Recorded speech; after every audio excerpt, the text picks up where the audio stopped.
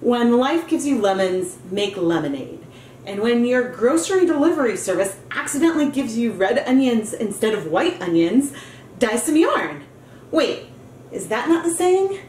Well, either way, I am Rebecca from ChemKnits, and today we are going to finally dye yarn using onions. It is Thanksgiving week and there's a lot of cooking going on, which also means you might have a lot of leftover onion skins around. So maybe you should give this a shot as well.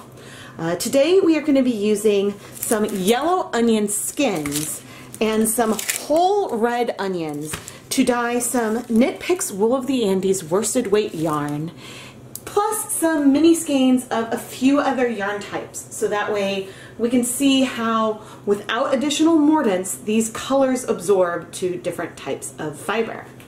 I have been saving some dried yellow onion skins for a while, which is why for the yellow I will only be using the skins. With the red, I have not been saving skins as while, and so I'm going to be chopping up the onions and putting them in the dye pot to extract more of the red color.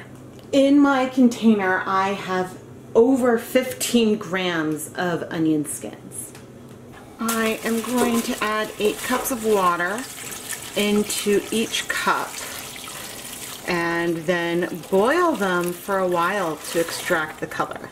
Obviously, I still need to add the red onions over there, but I might need some stirring to help keep this stuff in the pot, but we'll see what kinds of colors we get. For the red onion, I really just sliced it, and I will be popping it all in. It looks like I might only be able to fit 2 onions in, but the other reason for using the full red onions is that there's like skin throughout it, and so there is all of this pigment throughout this yarn. Okay, I was only able to add 2 whole red onions to this pot, but depending on how things go, maybe we will end up adding some more. I don't know. But now we need to let everything heat up, and I'll check in on it when we are at a boil. After 10 minutes of just heating up, there is significant color here in the onion pot already from just the skins. I am seeing some color in the red onions as well. The pot is a little too full, but there's definitely starting to be some color. I am going to go ahead now and let these boil for, or simmer for about an hour. I will be keeping an eye on the water levels. I'm not going to be covering them up, but yeah, let's see what we can get. Here is a close-up of the yellow onion skins and that beautiful orange color that we have so far. The red onions we're going to make a bit of a mess, but we've got a really nice pink that is already starting to form, and hopefully in a little bit we will lose some of our water volume, so that way we're not as much at a risk of boiling over. Once we have removed the onions from the dye pots, we will add some pre-soaked KnitPicks Wool of the Andes worsted weight yarn. This yarn is 100% Peruvian Highland wool, 100 grams, and if you want to learn more about this yarn base, you can find an affiliate link in the video description. However, I also want to see how these colors might absorb to a few other yarn bases. So I have some mini skeins that I am also going to pre-soak in tap water. We've got some 100% acrylic, 100% polyester, 100% cotton, 100% superwash merino, 75% superwash merino, 25% nylon, and then a mini skein that is the same yarn base that we are adding into the pot. And I'm including this last mini skein because it's part of the set that I like to use to do a rough examination on how different dyes bind to a lot of fiber types. So I thought that it would be nice to have one of the mini skeins for the set so we could see the difference between a full skein of yarn and the mini skeins, and I think we might learn something really cool. But now I am going to go pre-soak these in tap water for a minimum of 30 minutes. All right, it has been an hour. And now I'm going to turn off the heat and let's strain out our yellow onion skins. That actually worked fairly well. And look at all of that color. I would say that it is like, it looks a lot like tea. It's got a nice like reddish hue to it. I was rinsing out the container I strained the water into, and it definitely has a yellow hue. I want to increase the amount of water in here anyway, so I figured while I had some of that residual dye, I may as well take advantage of it. For the red onions, I don't want to quite pour it straight away because there's a lot more stuff in here. So using a pasta strainer, I am going to take a load of the onions out and sort of press out some of this color before completely straining the liquid. Since this is like way more oniony versus just the skins, it's a little easier to remove some of the stuff with the spoon. Now going to pour this over the strainer, making a little bit of a mess in the process, but the pot is actually pretty clean now. And there was a lot more water left in this one, so I don't know if I need to add some water back. But this one is a lot more purple than the other onion friend. I've turned the heat back on in the pots. And I would say at this point there is definitely the pot with the red onions is definitely warmer than the other one, just by virtue of not having added some tap water. But I'm going to start by adding our mini skeins. And you can see as soon as I plopped those in, we've got like a yellow, looks yellow-orange on top of the white. And on this side, it looks a lot more like a fruity tea. We've got sort of a reddish brown color that looks like it's soaked into that yarn. But the question will be, how much color will absorb to the fiber versus just sort of hanging out being pretty in the pot. As always, if you want your natural dyes to be more intense, you should treat your yarn with some kind of mordant. I am not specifically using a mordant today because I want to see the depth of color that we can get with just kitchen items. And actually, speaking of kitchen items, since I know that wool yarns absorb color better in acidic conditions, I'm going to go ahead and add 2 tablespoons of vinegar to each pot.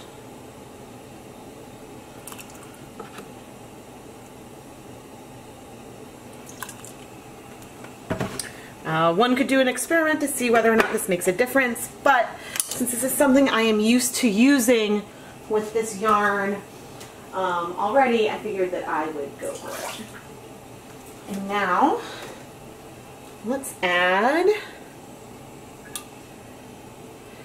the yarn to the pot. Now again, there is not like a lot of room here. Uh-oh. Problem with using a pasta spoon.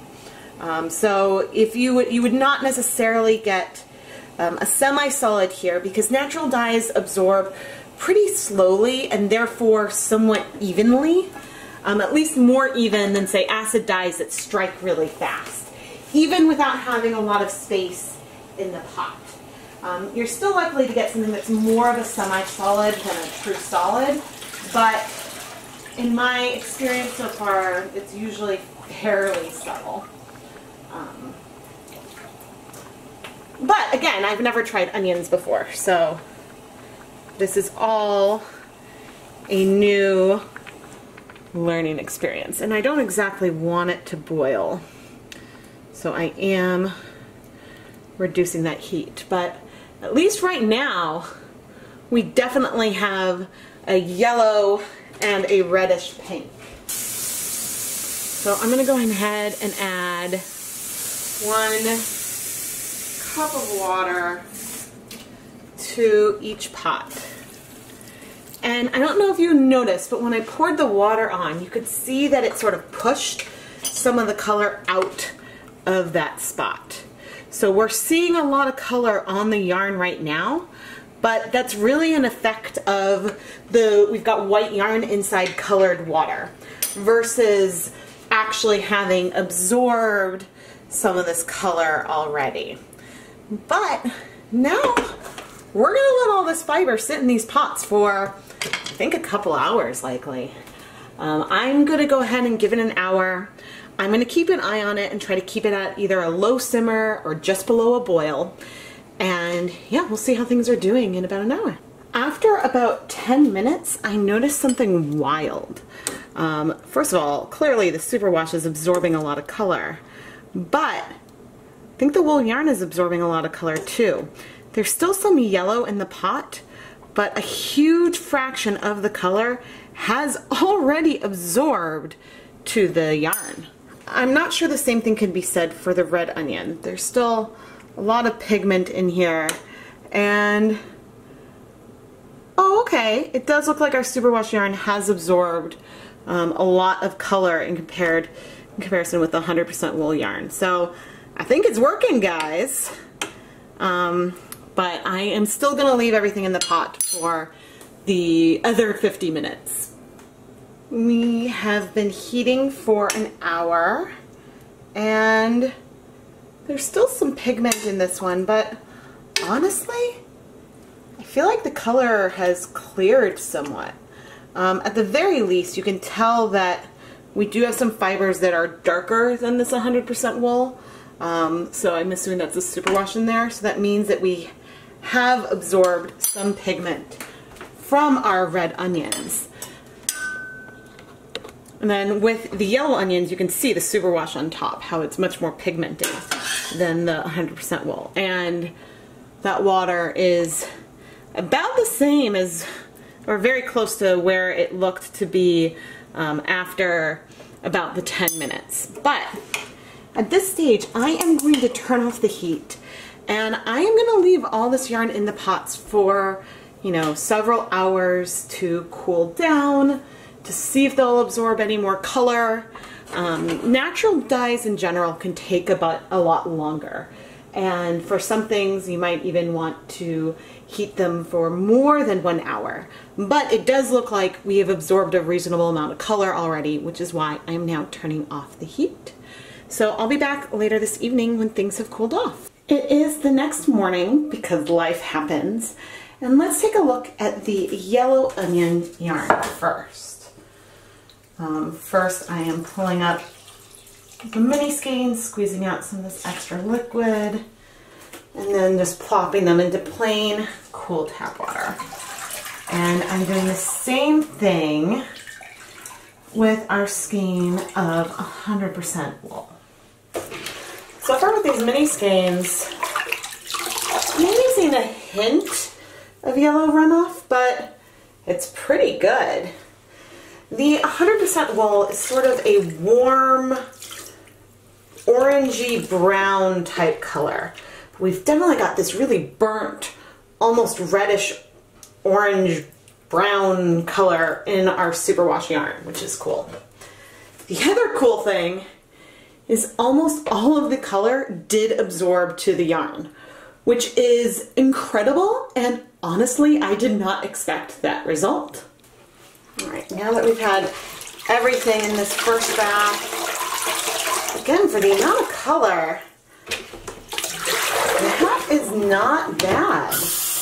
I do see a lot of tonal variation on the Wool of the Andes yarn, which again is not something I see with natural colors a lot. But I think that this color absorbed so quickly that we were able to get some uneven and tonal absorption. I'm going to add a little bit of cleared dish soap. Sometimes it helps unbound stuff come out, but all things considered, this water is really, really clear. I think with a lot of the other kitchen, supermarket type dyes I've tried, such as red cabbage and avocado, the colors were a lot more even on this wool because not all the color absorbed, and it took a long enough time that the overall color was more even. It does also look like that our polyester yarn absorbed something. We will compare all of these mini skeins against some bare yarn versions of them to know what was what. And I'm still seeing the barest amount of bleeding. But again, like, compared to the color, I think this color is here to stay. I do not think it is rinsing out. So I'm going to go ahead and rinse all this a couple more times, and then we will hang it up to dry. Now let's take a look at the red onion.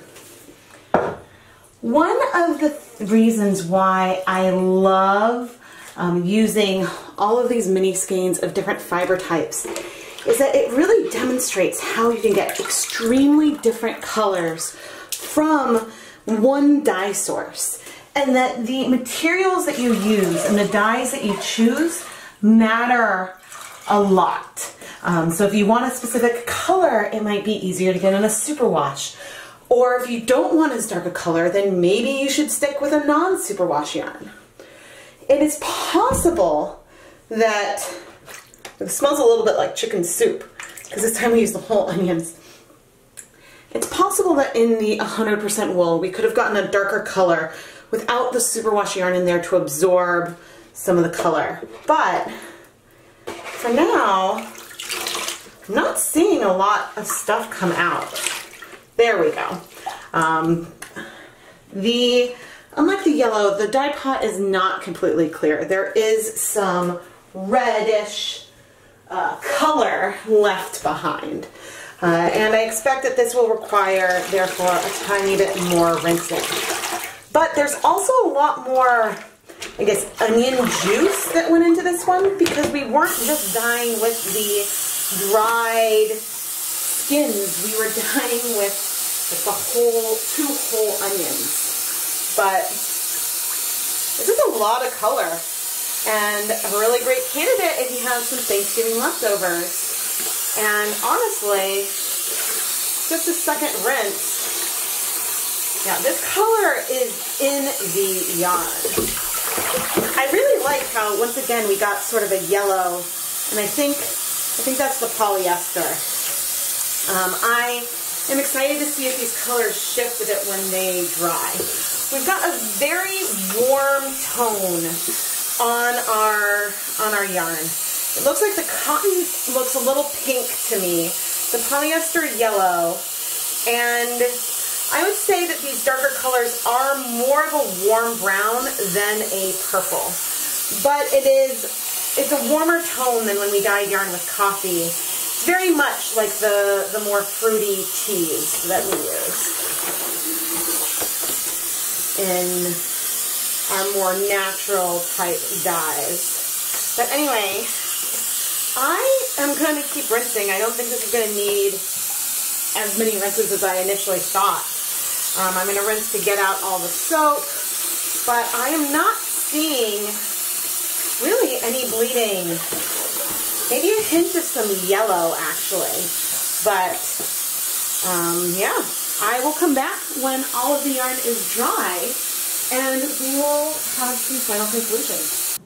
I'll get to the mini skeins in a minute, but dyeing wool yarn with onions and onion skins feels ultimately a lot, or very similar to when I dyed yarn with tea bags. From the yellow onion skins, we ended up with this sort of beigeish, yellowish orange color. And this is a tonal yarn. It's a semi-solid, but there is clear variation because the wool absorbed the dye so quickly. I was amazed how fast the pigment was soaking into the yarn, and that we almost soaked up everything that we had extracted.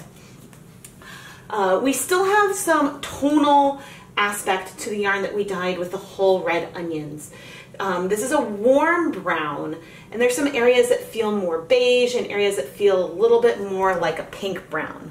But nevertheless, it's not nearly as pink as it was originally in the pot. Either way, this project was, first of all, really easy.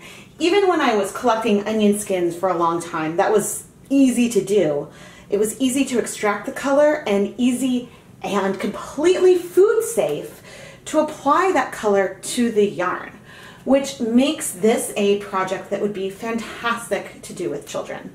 I'm setting up the mini skeins now, but I want to show how on the 100% superwash wool, where I had tied the yarn around itself, we see some beautiful resist marks because this color absorbed so quickly. If it absorbed slower like coffee, we might not have been able to see something like this. But you could create some beautiful reverse speckling with onion skins. In addition to the full 100 gram skeins of 100% Peruvian Highland wool, we dyed 6 mini skeins in each pot. 100% Superwash Merino, 75% Superwash Merino, 25% nylon, a mini skein of the same 100% Peruvian Highland wool. Then we've got 100% cotton, 100% acrylic, and 100% polyester.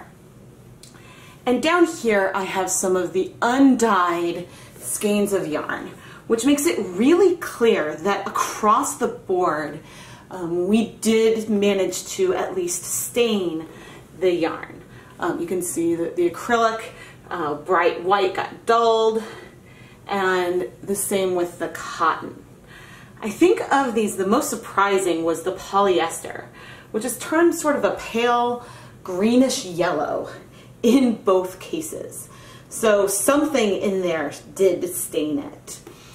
It's possible that with addition of mordants we could get a lot more color onto the cotton, which is something that we have seen in some of our other natural dyeing adventures.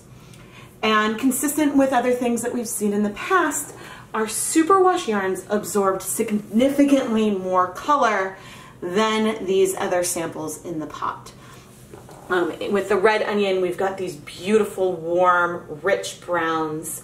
And you don't really feel the pink that you feel in the 100% wool. And I think that's because the color is more saturated. And then we've got a lovely burnt orange from the yellow onions. The color is rich, full of depth, and I think that I think it would be worth to collect enough onion skins to achieve this color. So there we have it. We have successfully dyed yarn, and 6 different fiber types of yarn, with both yellow and red onions. I am pretty impressed by the depth of color from the red onions, especially because I used 2 whole onions versus a large quantity of the skins that I've collected over time. But I think that if you hadn't collected skins, you would probably be able to collect a reasonable amount of color out of 2 full yellow onions as well. I'm not sure if soaking the wool yarn in a mordant beforehand would make a huge difference, at least not in terms of the quantity of color absorbed. But some of the metal mordants especially can help shift the color from what it is here to something else. And I'm not sure if I guess my thought is that it would help you absorb more of the color, but in a case like this where we absorbed most of the color, I wonder how it might intensify it. But clearly, I think this is something that we need to play around with more in the future. And I know that as I am preparing for Thanksgiving, that I am going to start saving onion skins again, so we can play with this soon. I am Rebecca from ChemKnits, and if you enjoyed this video, make sure you give it a like and subscribe to the ChemKnits Tutorials YouTube channel. I release at least 2 new yarn dyeing videos every week, and I love to try new things on video for the first time, so that way we can all learn from my successes and mistakes. If you're a big fan of ChemKnits and want to support us on a more personal level, check out the ChemKnits Patreon. Patreon is a platform where you can support the content creators that you enjoy. In exchange, get some really cool perks, such as early access to new yarn dyeing videos, behind the scenes sneak peeks, exclusive Etsy coupons, and more. You can find the link both in the video description and the iCard. Thank you so much for watching.